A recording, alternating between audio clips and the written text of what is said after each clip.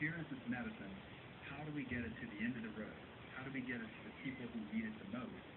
Who are typically people residing in remote, rural communities with little access, little money, poor infrastructure, no voice.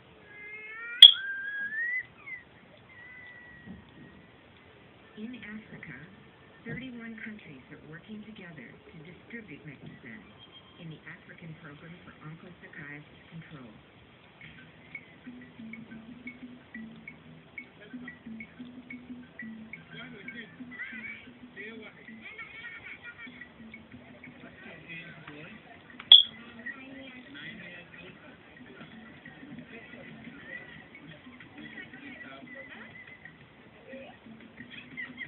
They've made solid progress in removing the disease from vast areas of fertile land, empowering local communities to manage their own control programs with Leprosy. The approach to doing this is something that we call community-directed treatment. And the concept is that this medicine is so safe, it doesn't need refrigeration, it doesn't need needles, it doesn't need highly trained people. The medicine can be delivered by community volunteers to their friends, their neighbors, their families in a way that they choose at a time that they choose in an organization that they develop to provide the medicine and develop the records needed to show how well they did in treatment coverage. And this process, community-directed treatment with ivermectin, is the approach to controlling river blindness being used throughout Africa.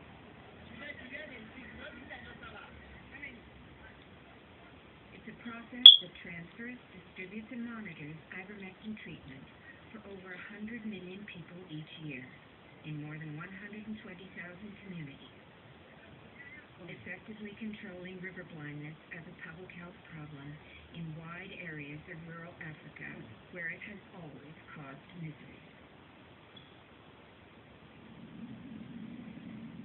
But in northern Uganda, conditions are far different. Here in the north, the river blindness situation is terrible. The worst in the whole country. These people have suffered so much from the disease, especially during the period of insurgency for over 20 years.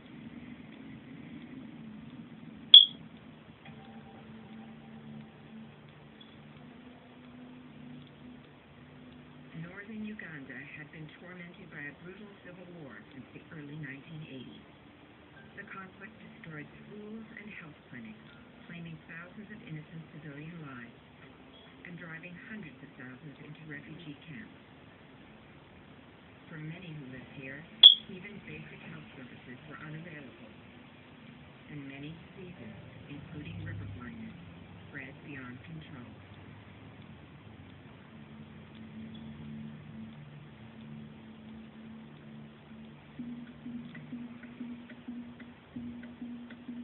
On my job, I spend most of the time in the field, looking for live breeding sites, catching them, and dissecting them to establish whether they have a development.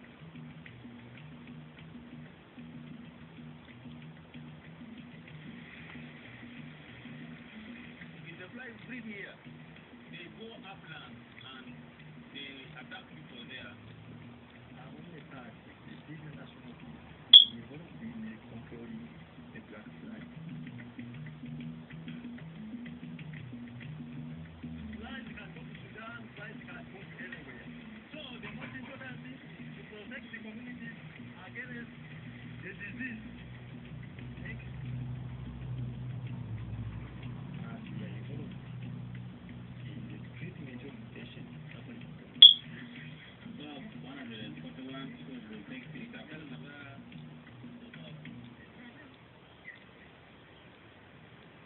all the time the flies come from the river and bite them from here. oh, from the Atagago River. Yes.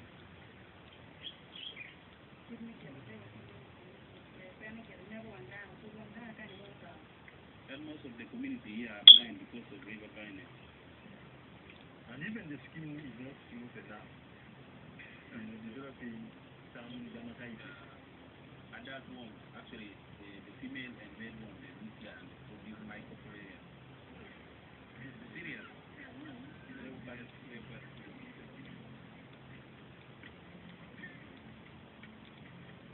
The fly is always quite serious in the morning and in the evening, and the pride is too much.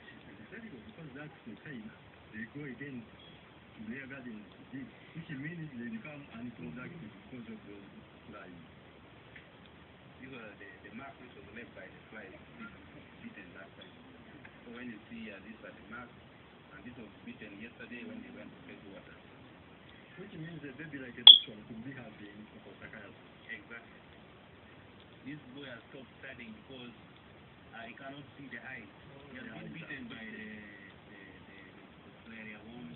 He can't see, he can't go to school. He has to stay at home. This one is 13 years old. But this one, they have been beaten by the fly when they were still young, when they were children. Among children with symptoms of river blindness in these northern villages, many also suffer from something else, a condition similar to epilepsy, affecting the brain and nervous system.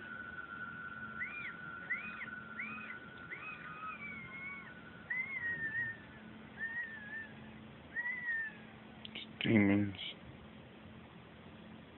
Evil spirits. This condition, which they call nodding disease, is somehow related to river blindness.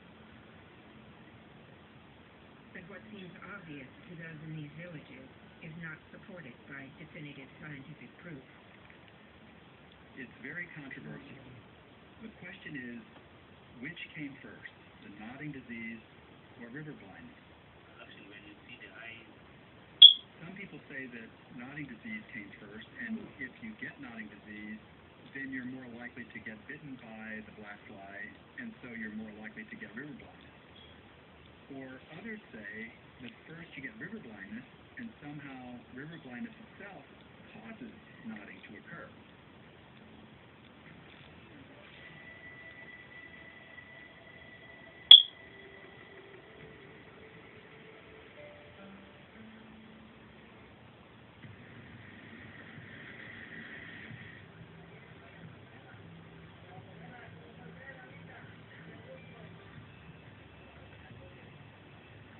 Central and South America, the onchocerciasis elimination program has operated in all 6 affected countries. Those 6 countries, Mexico, Guatemala, Brazil, Venezuela, Colombia, and Ecuador, decided together with the Pan American Hope Organization, the Carter Center, and other partners would work toward the goal where river blindness could be completely eliminated by the year 2015. To find out if someone is infected with river blindness, health workers examine a small skin smear. If the person is infected, tiny microfilarial worms can clearly be seen emerging from the skin. Because the disease is less widespread here than in Africa, the strategy has been to treat at least 85% of the population in affected areas with Nexazan twice a year. A strategy shown to eliminate the parasite within 7 years. In some areas, health workers surgically remove nodules that harbor the adult worm.